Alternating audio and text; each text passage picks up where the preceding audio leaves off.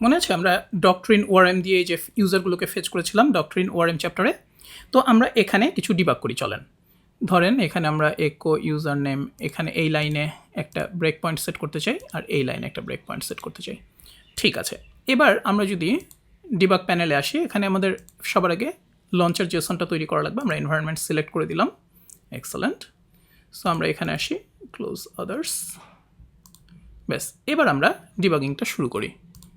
এই যে launch currently open script, হ্যাঁ ঠিক আছে, রান হচ্ছে। এবার দেখেন আমরা যদি ইউজার্সে আসি, এখানে কি কি লোকাল ভ্যারিয়েবল আসছে এগুলো চলে আসলো, তারপর কনস্ট্যান্ট যদি থাকে সেগুলো এখানে চলে আসবে, কল স্ট্যাক দেখা যাচ্ছে, এই যে এভরিথিং। ঠিক আছে, আমরা এখন ইউজার্সে আসি, দেখেন এই যে আমরা দেখতে পাচ্ছি 2টা ইউজার আসছে।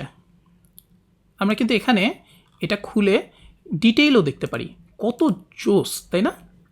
আচ্ছা, এবার আমার মনে করেন সব প্রোডাক্টসগুলো আমি চাই। আমি আরেকটু আমার কোডটাকে মডিফাই করি, এখানে ইউজার প্রোডাক্টসটাকে আমি এখানে বের করে আনি, যে প্রোডাক্টস ইকুয়াল টু, হ্যাঁ এবার আমরা প্রোডাক্টস দিয়ে লুপ চালাই, তাহলে আমরা আরও একটু ডিটেল পাবো। ওকে, রান করি আবার। হ্যাঁ আমরা এখানে ইউজারগুলোকে দেখতে পাচ্ছি যে সবগুলো ইউজার। তাহলে এখন কারেন্ট ইউজারকে, এই যে কারেন্ট ইউজার হচ্ছে মিশকাত, দেখেন ইউজার অবজেক্টটাই কিন্তু আমি এখানে দেখতে পাচ্ছি। ঠিক আছে, এবং এর সাথে যে প্রোডাক্টগুলো আছে, প্রোডাক্ট ইয়াটা কি বলে মডেলটা, সেটাও দেখা যাচ্ছে। ঠিক আছে, সো ইউজারের গেট নেম এখানে কি দিবে এটা আমরা জানি না, আমরা স্টেপ ওভার করলাম। সো এখানে আমার এই যে আসছে ইউজার নেম হচ্ছে মিশকাত, আমি এখানে দেখতে পাচ্ছি ইউজার ভ্যারিয়েবলে যদি নেই, এই যে মিশকাত। ঠিক আছে, তো এবার স্টেপ ওভার করি। এখন আপনি যদি প্রোডাক্টসে যান, দেখেন এই যে এখানে সবগুলো প্রোডাক্ট দেখতে পাবেন, যে কালেকশনটা এলিমেন্টস,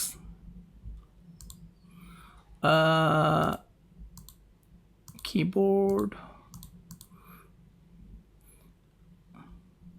এই যে স্ন্যাপশটে, হ্যাঁ এই যে স্ন্যাপশটে দেখেন সবগুলো প্রোডাক্ট আছে, 1 2 3 4 5 সবগুলো প্রোডাক্ট। আপনি এখানে প্রোডাক্টগুলো সেগুলো ইন্সপেক্ট করতে পারবেন। ঠিক আছে, তো এখন যখন আমার হয়ে গেল, দেখেন এবার কিন্তু ফর লুপের মধ্যেই চলছে, একটা ইউজারেরই সবগুলো প্রোডাক্ট আসছে এখানে। হ্যাঁ, এরপরে সে লুপ চলে সাবমিটে গেল।